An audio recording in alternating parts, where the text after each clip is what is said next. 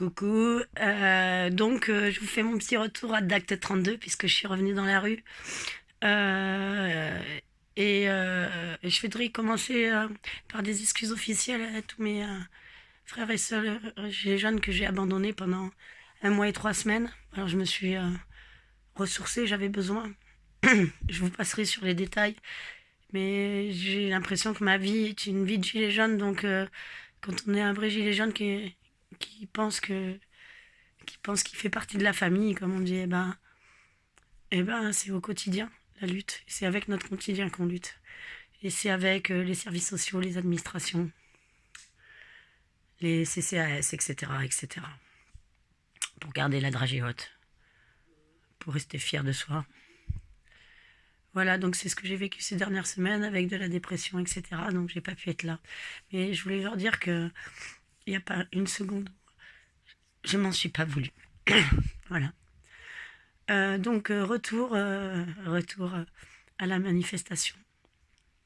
Donc je suis arrivée un petit peu en retard parce que parce que déjà j'habite loin, et puis aussi il y avait la euh, la fourrière qui prenait les voitures de gilets jaunes, hein, puisqu'il y avait que des voitures avec des gilets jaunes sur le camion de la fourrière, à l'endroit où on se garait, qui était un endroit jusque-là protégé, mais qui apparemment ça a quand même fuité. Voilà, toujours la même chasse aux pauvres. Et puis on prend le pont de Pierre, on rencontre les gilets jaunes déclarés, je vais les appeler comme ça. Non, ils sont une cinquantaine, hein. Moi, je suis au courant que c'est pas ici, à cet endroit, que ça va se passer. Je sais à peu près où je dois rejoindre mes amis crieurs. Même si le premier rendez-vous est raté, je sais après vers où ils vont. Et donc, nous voilà partis à la rencontre des gilets jaunes. Je retrouve mes amis crieurs à la comédie. Alors c'est très très très symbolique parce que arrivé à cette comédie, déjà on peut enfin y aller. Hein, la place de la comédie, c'est le point culminant du triangle d'or, de l'endroit des riches, de l'endroit où les pauvres vont faire les riches. Et par conséquent, je retrouve mes crieurs là, c'est hautement symbolique. J'y arrive juste avant qu'ils crient un texte que je connais pas du tout, vraiment un chouette texte. J'arrive là, voilà, moi j'ai envie de les étreindre, de leur faire des câlins, et puis on crie ensemble. Et ce cri c'est comme un câlin. C'est-à-dire que oui, je leur ai fait un bisou, oui, on s'est touché le dos, mais je crois que ce cri de retour, c'était une étreinte. Ça m'a permis de récupérer vraiment sur la notion d'être à la rue, direct en arrivant. Pourquoi on y était. Avec les mots des autres qui sont aussi les miens. Et mon cri. Et mon cri qui sort étonnamment aussi bien que d'habitude. Je suis très très fière de ça quand même. Parce que ça fait 1 mois et 3 semaines et que mon cri il est important. Alors vous entendez ma voix aujourd'hui, on est lundi. C'est vrai que j'ai moins d'expérience que les autres fois. Parce que normalement le lundi, quand je suis bien entraînée, il n'y a plus de traces. Voilà. Mais je suis contente, ma voix de Jeanne Monroe va revenir. Je vais avoir un peu de chien dans la voix. Ça tombe bien, je crois qu'il en faut. Et puis motivée comme tout, j'enchaîne sur mon texte de garde à vue où j'insulte allègrement, enfin je dois le dire quand même, je les insulte. Mais je les insulte pas pour rien, je les insulte pas à titre gratuit. Je fais une phrase simple, je pense assez incisive, où j'explique ce qui m'est arrivé. Et à chaque phrase, je dis ce que j'ai envie de dire à l'intérieur de moi. Ce texte, je ne sais pas s'il est poétique ou bien écrit, etc. En tout cas, moi, je l'aime parce que, comme tous les cris que j'ai poussés, c'est des cris qui me permettent de me libérer. Et ce texte, il me libère. C'est ce que j'ai vécu là-bas. Donc, je vais encore le crier, encore le crier. Voilà, il n'y a pas de souci. À chaque fois que j'irai en manif. D'ailleurs, je l'ai crié 2 fois en réalité ce texte, mais je reviendrai sur la deuxième fois après parce que c'était bien, j'ai bien aimé. Un autre sujet sur lequel je voudrais revenir. On revient dans la rue. Moi, j'ai presque honte de revenir dans la rue. Attendez, je vais boire un petit coup. J'ai presque honte de revenir dans la rue comme ça. Je me suis dit à un moment, il faut que tu y reviennes, sinon tu y reviendras pas parce que je me sentais comme une lâcheuse. Et, euh, et puis, les gens viennent vers toi, des gens à qui t'as parlé une fois, des gens à qui t'as pas parlé. Des gens avec qui tu étais dans la rue, des gens avec qui tu as couru, des gens avec qui tu as respiré fort, des gens avec qui tu as pleuré, des gens avec qui tu as vomi, des gens avec qui tu as baissé la tête devant les LBD, des gens avec qui tu as bouché tes oreilles au son du Glyph 4. Des gens peut-être que tu as tiré par la main quand tu les reconnaissais pas, quand ils avaient leur masque et tout ça, ou qui ont fait la même chose avec toi. Voilà. Parce qu'il faut savoir qu'on est à peu près 1 millier, je dirais. Et que, enfin, en tout cas samedi, là, quand je suis revenue, et que ce millier qui reste, c'est vraiment, pour beaucoup des gens qui sont là depuis le début, c'est des vrais, les trois quarts, c'est des pacifistes. Enfin, moi, je vois qui se font arrêter, qui reviennent et qui malgré tout, ont chopé cette espèce d'intelligence de quelque chose d'ancré, de serein. Bon, ben, on est devant les CRS, on y va, s'il faut y aller, on va devant les CRS, on discute avec eux, et quand on voit qu'ils sont un peu chauds, on se casse, parce que le but, c'est pas de nous faire tabasser la gueule. Voilà. Et donc, tous ces gens-là, et puis plein de gens qui viennent me voir, et, euh, et qui me remercient d'être là, qui me disent qu'ils étaient inquiets pour moi, qu'ils ont demandé de mes nouvelles au crieur. Parce que j'ai pas donné de nouvelles, parce que quand ça va vraiment pas, ben voilà. Je vais pas aller dans la rue ou sur les ronds-points ou aux assemblées citoyennes pour me faire plaindre. Ça m'intéresse pas. Je suis dans ce mouvement pour être un ressort, pour être une énergie, pas pour être un bouffeur, un parasite ou un truc comme ça. J'ai bien vu hein, dans le mouvement, entre autres sur les ronds-points, ça marche très bien le parasitisme, puisque c'est des reproductibilités des ânes un peu. Et même moi, j'ai fait l'erreur d'amener des gens une fois en croyant bien faire. Et putain, j'ai mal fait. Bon, mais le problème, c'est pas moi, c'est les parasites et on peut pas les détecter comme ça. Ben, je veux pas être ça. Je voudrais jamais l'être. Je veux pas qu'on m'aide. Je veux bien qu'on soit là. Ça m'a fait vachement de bien, tous ces mots. Je me suis sentie.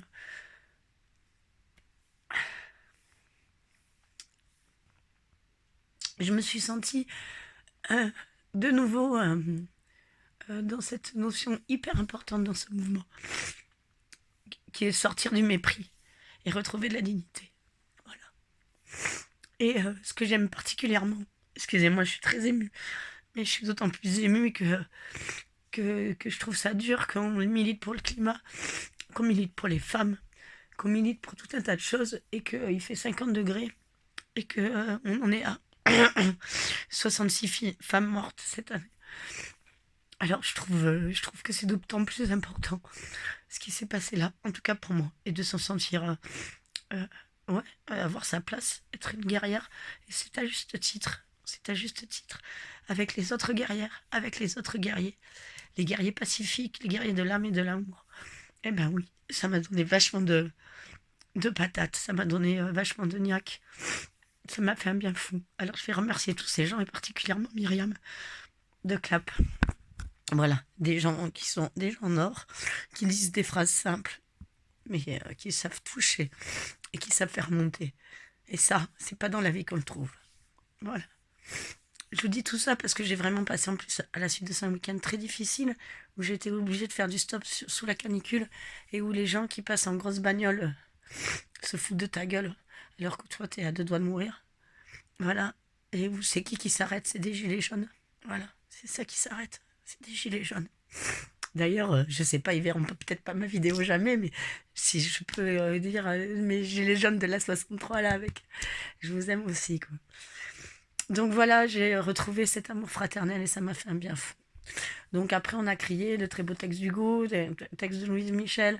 C'était très symbolique. Alors, Hervé parle bien mieux que moi des lieux de Bordeaux. Donc, allez voir sa chronique hebdomadaire écrite et les lieux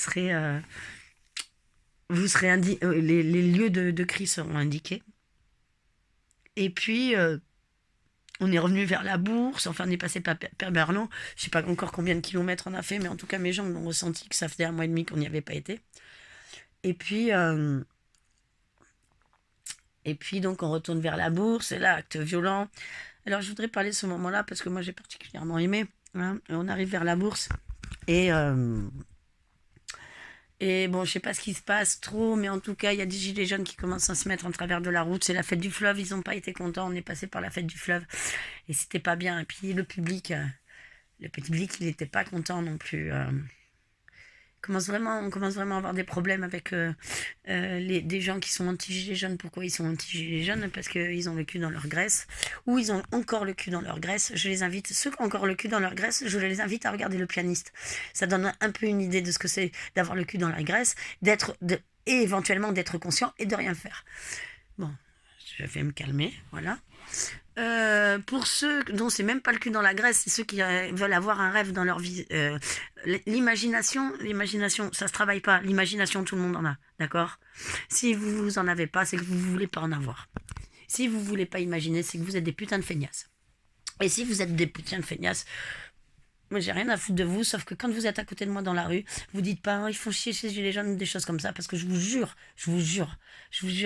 moi j'ai la parole c'est mon arme. Et je vous assure que dès que j'entends un truc, je me retourne et je vais voir les gens. Dans les gens, ils ont tous qu'à aller se faire enculer. Je me suis retournée, j'ai été voir le mec parce qu'il passait devant les gilets jaunes. Je lui dis, tu parles à moi ou quoi? Il me dit, bah non, moi j'ai une jupe en gilet jaune, alors je peux vous assurer que ça se voit. Mais non, mais je lui dis, tu sors des gilets jaunes et tu leur dis d'aller se faire enculer. Je lui dis, tu parles à moi. Ah non, non, si j'avais un truc à te dire, je dis, ouais, j'espère, ouais. Voilà. Et c'est pour tous pareil. La gamine de 15 ans couvre sa gueule à sa mère, je gueule dans la rue. Et je lui explique à quel point les parents éduquent mal leurs enfants et les enfants sont des futurs poufs. Parce que maintenant, ça suffit. Parce que maintenant, les gens, ils doivent entendre. Eh ben, parce que de toute manière, ils nous aimons pas plus. Si on leur fait des bretzels ou des chichis, qu'on leur fait des bisous, et presque même avec une pipe ou un cuni, ça leur irait pas. Donc, par cas, c'est terminé. Mais de toute manière, c'est terminé. C'est terminé avec tout, pour moi, tous les gens qui arrivent et qui vont voir des militants, mais de quelque bord que ce soit, et qui leur disent oui, alors vas-y, explique-moi, alors qu'ils en ont rien à cirer. La seule chose, c'est qu'ils veulent trouver des contre-arguments, parce qu'il y a un truc qui les gêne, et surtout qu'ils veulent pas savoir. Donc, les gens, vous savez quoi? Vous allez vous informer. C'est pas compliqué. Vous avez Internet. Je vous dis même pas où allez vous informer. Allez vous informer partout. Et faites votre idée à vous. Parce que j'ai une bonne nouvelle. Vous n'avez plus qu'un cerveau, vous avez aussi une âme. Et grâce à cette âme et à cette conscience, comme on dit en mon âme et conscience, vous pouvez faire vos choix, qui ne sont pas les miens, mais qui ne sont certainement pas ceux de la télévision, et qui sont encore moins ceux de votre gouvernement. Je parle de vous. Vous avez une responsabilité envers vos enfants, envers nous, vos voisins, envers les animaux, envers la planète. Il fait 50 degrés cette semaine. 50 degrés. Bon, voilà, ça s'appelait un petit coup de gueule. Donc je me retrouve, pour continuer, je me retrouve donc à regarder des gilets jaunes qui essayent un peu de bloquer le passage. Les flics pas contents qui croient, les CRS, hein, mais comme d'habitude G.I. Joe, Madine Starship Trooper, qui se retrouvent en train de bloquer, d'aller vers les mecs qui bloquent, quoi. Sauf qu'on est hyper nombreux, qui sont pas très très nombreux, eux, au contraire. Là, j'aime bien les manifs, là. Là, ça m'a plu de revenir. Parce que y avait un rapport de force qui était vachement changé quand même. Parce que là, quand tu es aussi peu nombreux en force de l'ordre et que tu as des mecs qui sont là depuis 7 mois, effectivement, faut peut-être. Ça, ça pourrait dégénérer. C'est vrai. Ça pourrait. Donc, ils viennent faire les Starship Troopers, sauf qu'il y a gavé de monde d'un côté et de l'autre. Comme c'est la deuxième fois que je vois ça, les mecs, ils sont entourés de gilets jaunes. Sauf que là, les petits jeunes gilets jaunes, ils sont devant et qu'ils les voient entourés. Qu'est-ce qui se passe? Ils leur courent après pour les tataner, mais normal. Normal. Moi, j'ai pas 20 ans, vous voyez ce que je veux dire? J'ai pas le feu comme ça, et pourtant j'ai le feu, mais je l'ai pas comme ça, quoi. Donc eux, voilà ce qu'ils font. Et là, ça court. Et là, je vous assure, les CRS, ils ont eu peur. Ils se mettent à courir partout. Alors, bien sûr, après, il y a des renforts là-bas qui est arrivé. Ils ont chopé un Tony qui avait rien fait. Enfin bon, les infos sur Internet, vous les avez si vous voyez cette vidéo. Ça veut dire que vous savez tout ce qui s'est passé. Les gardes à vue de Bordeaux, encore, qui sont pas justifiées. Hein, surtout elles sont avisées d'aller voir des vrais militants, des gens. C'est nous qui essayent d'écraser. Donc, c'est pas grave, hein, ils n'y arriveront pas. Hein. Vivre libre ou mourir, ça m'appartient pas comme credo. Mieux vaut vivre, mieux vaut mourir debout que vivre à genoux non plus. Je peux vous assurer qu'il y a beaucoup de gens et de gilets jaunes pour qui c'est le cas. Je suis très contente de ça. Parce que ça fait plaisir des gens de ma famille. Voilà, donc je vois ça, et puis finalement on rebrousse chemin parce qu'ils veulent pas qu'on aille là, on s'en va, on va pas se faire taper sur la gueule. Enfin voilà quoi. Donc nous voilà repartis, et puis on se retrouve de nouveau à la comédie, enfin on trace, on se retrouve de nouveau à la comédie. à la Comédie, 19 camions de CRS, enfin de CRS police. Du délire, on n'était pas si nombreux que ça, des exactions, le CRS. Et alors, il faut que je vous raconte ça quand même, parce qu'il y a une nana que j'ai vue là-bas, donc je tairai son nom, parce que je la connais pas assez pour savoir si je peux dire son nom. Et donc, qui se fait arrêter presque toutes les semaines, et qui finit presque toutes les semaines en garde à vue, mais pour rien, hein, bien sûr. Hein, voilà. Je vous ai déjà fait j'ai déjà fait une vidéo sur ma garde à vue. Et donc, là, ils viennent la voir, et le CRS, il prend son doigt comme ça, sus, et il le met bien sur sa lèvre, vous voyez, comme ça. Il lui dit, toi, si on t'attrape, un jour, on va te violer.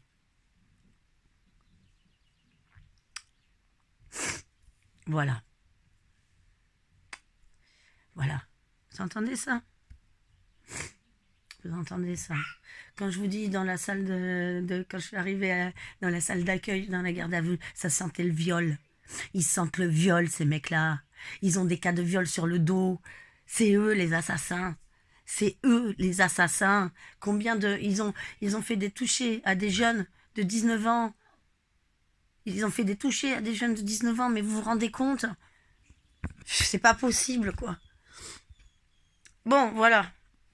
Moi, je monte sur les marches de la Comédie et je crie au CRS de nouveau mon texte sur la garde à vue, parce que grâce à ça, je peux les insulter, ça me fait quand même sacrément plaisir.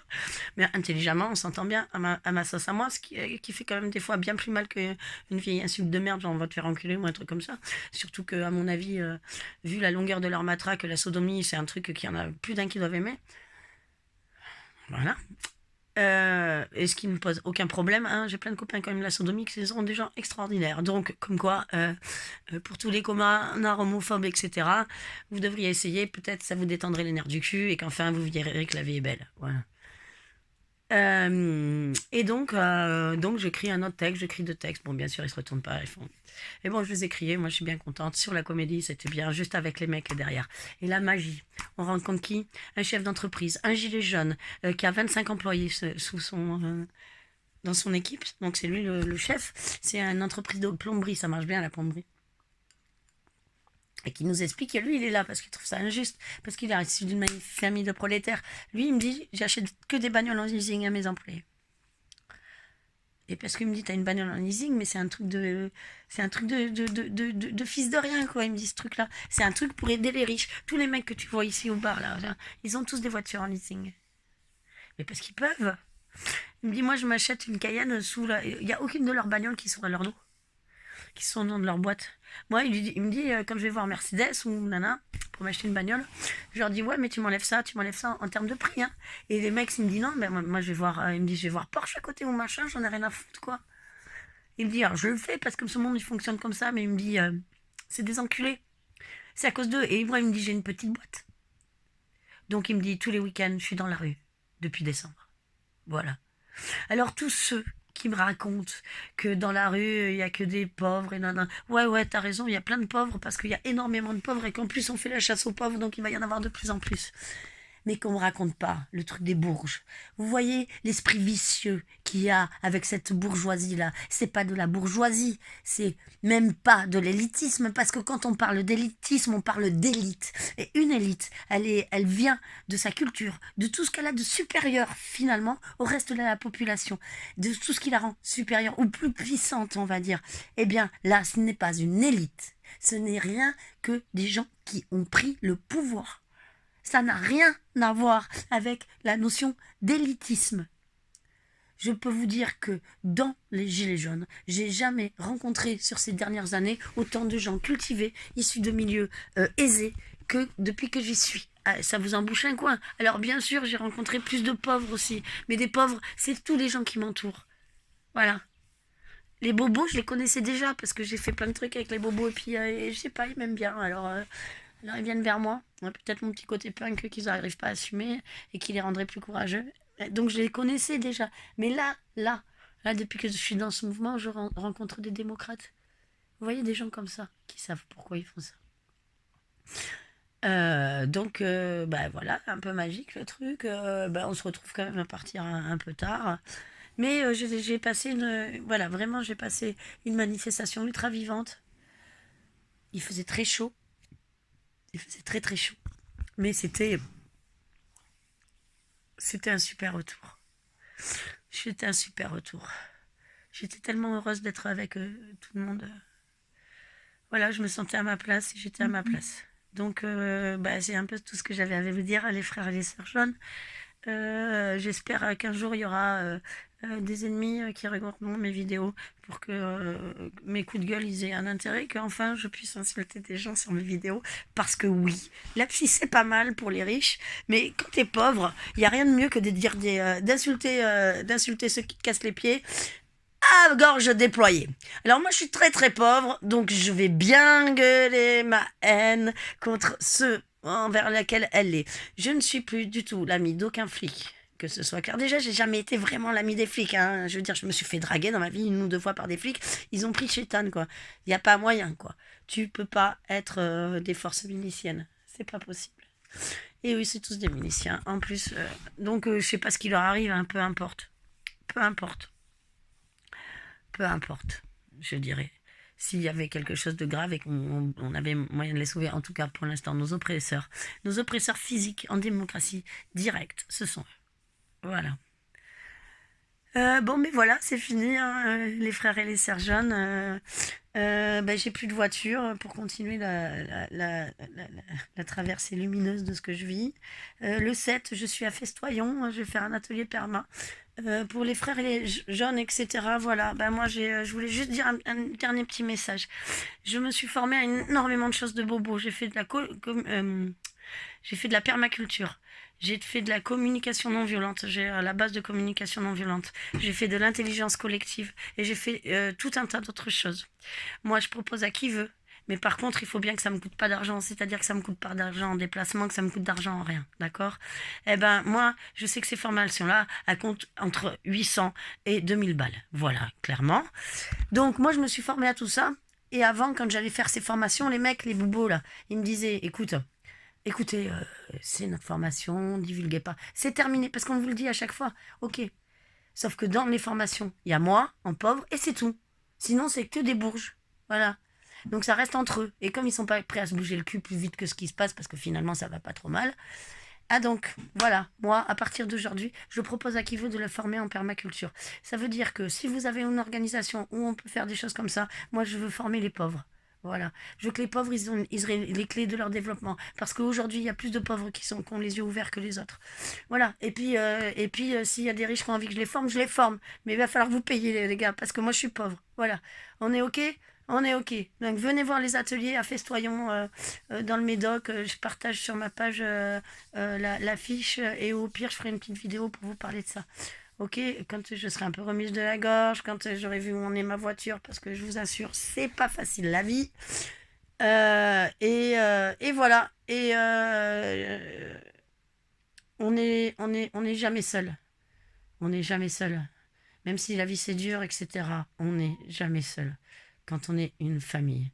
Moi, j'ai ma petite famille avec mes enfants et je peux vous dire, je suis pas seule et je suis pas non plus toute seule en haut. Non, je suis pas toute seule en haut. Voilà. Et ben maintenant, j'ai ma famille jaune et je suis plus jamais seule. Alors je vous aime, vraiment. Force et honneur, les frères. Force et honneur. On lâche rien. On ne sait pas où on va, mais on sait qu'on va gagner. Je vous aime.